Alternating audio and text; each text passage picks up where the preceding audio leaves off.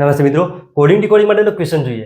જો કોઈ સાંકેતિક ભાષામાં સબસ્ટિટ્યુશન છે એને આવી રીતે લખેલું છે તો એવી રીતે ડિસ્ટ્રીબ્યુશન છે એને કેવી રીતે લખાય. તમારે એક્ઝામમાં કરવાનું શું, આવી રીતે ઉપર નીચે કોડ લખેલા હોય છે. હવે જોવાનું, પહેલો આલ્ફાબેટ છે એસ, તો અહીંયા પહેલો જોવાનો એસ અને આઈ, તો ડિસ્ટન્સ વધારે છે.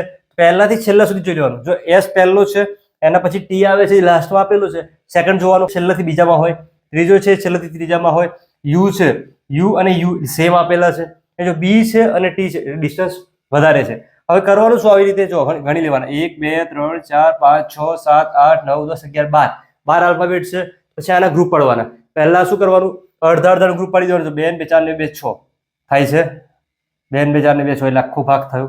તો એમાં પણ ના થાય તો પછી શું કરવાનું, સરખા 3 ભાગ પડી જવાના અથવા 4 ભાગ પડી જવાના. પછી આનો કોડ વિચારવાનો. જેમ જેમ તમે આમાં બેંકની એક્ઝામના ક્વેશ્ચન જોશો એમાં વધારે પેટર્ન તમને જોવા મળશે. તો પહેલો એસ છે, અહીંયા એસ છે તો પહેલો છે આવી રીતે, પહેલો એટલે છેલ્લાથી પહેલો છે. હવે જો ફરીથી કરો, યુ છે આવી રીતે, બી છે અને બી છે, ફરીથી બી છે, એસ છે, ટી થી અહીંયા ટી છે અને આઈ તો પહેલા નંબરે છે. મતલબ કે પહેલો આલ્ફાબેટ છે એ છેલ્લા મૂક્યો છે, બીજો એ બીજા મૂક્યો. આમાં ફરીથી ટ્રાય કરીએ. ટી છે અહીંયા જો ફરીથી ટી આપેલો છે, યુ થી યુ આપેલો છે, ટી થી ટી ત્રીજા નંબરે, છેલ્લેથી ત્રીજા નંબરે, આઈ થી આઈ છે, ઓ થી ઓ પણ છે આવી રીતે. તો આમાં પણ ટ્રાય કરીએ. જો 2 2 4 5 6 7 8 9 10 11 12 છે એટલે શું કહું, 6 6 ના ભાગ પડીશું. 1 2 3 4 5 6. પહેલો છે પહેલા છેલ્લેથી પહેલામાં લખવાનો છે. જો ડી છે તો અહીંયા લખાશે ડી, આઈ છે તો અહીંયા આગળ આઈ લખાશે, એસ ટી આર આઈ. તો અને છે આવી રીતે એ રીતે અહીંયા બનાવવાનું. રિવર્સથી લખશો તો પણ ચાલશે. આ એન છે અને અહીંયા લખી દો, ઓ છે અહીંયા લખો, આઈ ટી યુ બી થાય છે. જો બી અહીંયા લાસ્ટમાં આવી જાય છે, યુ ટી આવી જાય છે, આઈ ઓ અહીંયા લાસ્ટમાં આવી છે. તો આવી રીતે આજે પૂરું બન્યું છે. આ શું થઈ ગયું, આપણો આન્સર. બીજો ક્વેશ્ચન જોઈએ. અહીંયા આપેલું છે કે સાઉન્ડનો અર્થ આવી રીતે આપેલું છે, પોઈન્ટ્સ માટે બનાવવાનો છે. પહેલા આના માટે ચોક કરીએ. એસ અને ટી જો બાજુમાં છે, પહેલો જોઈએ છે, T Q R S T, તો એસ પછી ટી આવે છે +1 થાય છે. ઓ હવે એ ક્યુ છે તો અહીંયા આલ્ફાબેટ આપેલા છે, ઓ ક્યુ +2 થાય છે, અહીંયા લખી દઈએ આપણે +2. યુ અને એક્સ છે, યુ છે એક્સ છે, જો 1 2 3 થાય છે તો ફરીથી અહીંયા જો +3. એન થી આર, એમ છે અહીંયા એન થી ક્યાં જવાનું છે, આર જવાનું છે, તો 1 2 3 4 +4. ડી થી આઈ જવાનું છે, ડી થી આઈ 1 2 3 4 5 +5. મતલબ કે +1 +2 આવી રીતે કન્ટિન્યુઅસ ચાલ્યા કરે છે. અહીંયા બરાબર છે, ફરીથી સી માં 1 પ્લસ કરીએ એટલે ડી થઈ જાય.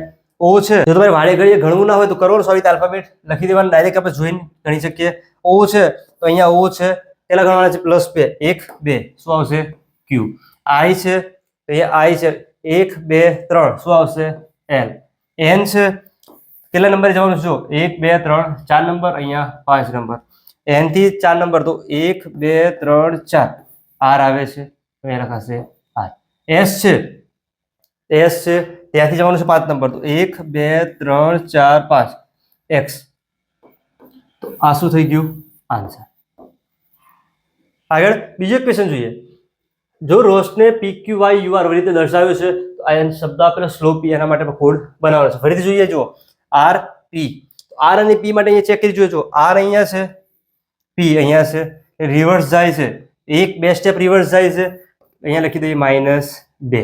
ઓ અને ક્યુ છે, ઓ ક્યુ તો કેટલા થાય, +2, તો અહીંયા લખી દઈએ આપણે +2. એ અને વાય છે, જો એ અહીંયા છે અને વાય અહીંયા છે, તો રિવર્સ ટ્રાય કરી જોઈએ. એ થી વાય અહીંયા જો જઈએ 1 અને 2, ફરીથી શું થાય છે, -2. એસ અને યુ છે, એસ યુ ફરીથી શું થાય છે, અહીંયા +2. ટી થી આર જવાનું છે, ટી થી આર રિવર્સ છે, જો અહીંયા દેખાય છે -2 +2 -2 +2 -2 ચાલ્યા કરે છે. પહેલો છે -2 -2 +2 -2 +2 થાય છે એવી રીતે. એસ થી -2, એસ અહીંયા છે, 1 2 ક્યુ આવશે પહેલો. હવે એલ છે, એલ અહીંયાથી જવાનું છે +2, તો 1 2 તો અહીંયા આવશે એલ. ઓ છે 1 2 એમ આવશે. પી છે તો પી થી જો અહીંયા +2 જવાનું છે, પી છે +2 1 2 આર આવશે. ફરીથી પી છે પણ અહીંયા શું આવશે -2, પી અહીંયા છે 1 2 શું આવશે એન આવશે.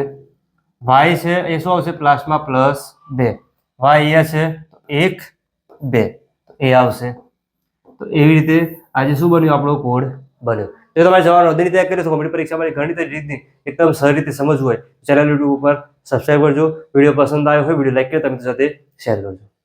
જો કોઈ સાંકેતિક ભાષામાં એક્ઝામિનેશન માટે આવી રીતે કોડ આપેલો છે તો તે જ સાંકેતિક ભાષામાં નમન માટે કેવી રીતે લખી શકાય. જો આવા અલગ અલગ આપણે ક્વેશ્ચન જોયેલા છે, જેમ જેમ આપણે ક્વેશ્ચન જોઈએ એમ અલગ અલગ પેટર્ન પણ આવતી રહેશે. એક્ઝામિનેશન આપેલું છે એ લખી દેજો EXAMINATION છે આવી રીતે. એના માટે જો POZVC ચાલ DZW CRD છે આવી રીતે. હવે સૌથી પહેલા આપણે આને ડીકોડ કરીએ. જો અહીંયા ઈ અને પી નજીકમાં કઈ છે નહીં, ઈ અને ડી છે, ડી પછી ઈ આવે છે -1 કહેવાય છે. એક્સ અને આર આ ડિસ્ટન્સ થોડું વધારે છે. એ અને સી તો અહીંયા જો પેટર્ન થતી નથી. કેવું હોય કે અહીંયા જો પહેલો છે આનો પ્લસ માઇનસ અહીંયા એક આપેલું હોય, એ જ રીતે અહીંયા સેકન્ડ છે તો લાસ્ટ સેકન્ડમાં એ રીતે આપેલું હોય, થર્ડ છે તો થર્ડ લાસ્ટ આપેલું હોય, એવી રીતે આપેલું હોય શકે છે. જો કરવાનું શું હવે આલ્ફાબેટ માટે ટ્રાય કરી જોઈએ. જો ઈ માટે પી છે, જે કોમન આલ્ફાબેટ 2 વખત કયો છે જો અહીંયા એન છે એન છે, એના નીચે જો અહીંયા ડી અને ડી સેમ દેખાય છે. બીજો કોઈ કોમન છે જો અહીંયા એ છે એ છે, ઝેડ ઝેડ, મતલબ કે આલ્ફાબેટ જે 2 રિપીટ થાય છે એ બંનેમાં પણ કોડ રિપીટ થાય છે. એટલે આપણે એવું ધારી શકીએ કે એ માટે જો ઝેડ છે એ માટે ઝેડ છે, એન માટે ડી છે NAMAN, મતલબ કે આલ્ફાબેટનો જે સામે કોડ છે એનો કોડ. અહીંયા આપણે એન ની જરૂર છે તો શું લખાશે પહેલા તો ડી લખાશે, ફરીથી અહીંયા ડી લખાશે. એ છે એ માટે ઝેડ છે ઝેડ, બાકી છે એમ, અહીંયા એમ છે તો એમ માટે આવશે વી.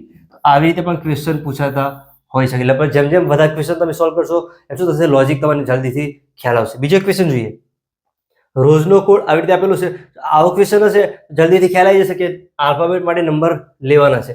સૌથી પહેલા ROSE કયો છે 6821 આવી રીતે આપેલો છે.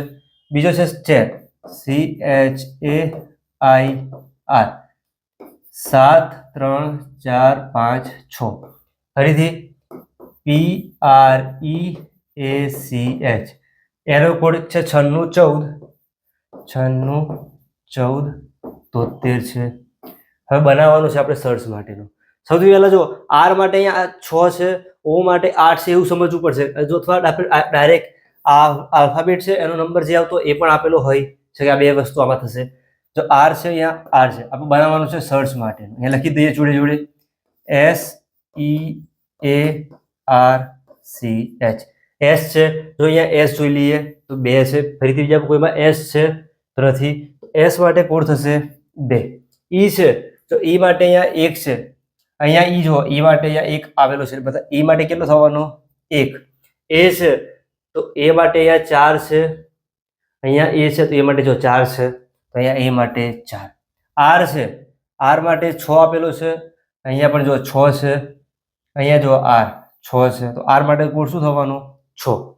સી છે, સી માટે 7 છે, અહીંયા જો ફરીથી બીજો સી છે તો અહીંયા પણ 7 જ આપેલો છે ને હિસાબે 7 થશે. એચ તો એચ માટે 3 છે, એ જો એચ છે તો અહીંયા 3 સામે આપેલો જ છે 3. તો આ શું થઈ ગયું સર્ચ માટેનો કોડ. બીજો ક્વેશ્ચન જોઈએ. જો વર્લ્ડનો કોડ આવી રીતે આપેલો છે 1 3 4 5 6, ફરીથી લખી દેજો WORLD 1 3 4 5 6. ROW માટે બનાવવાનો છે.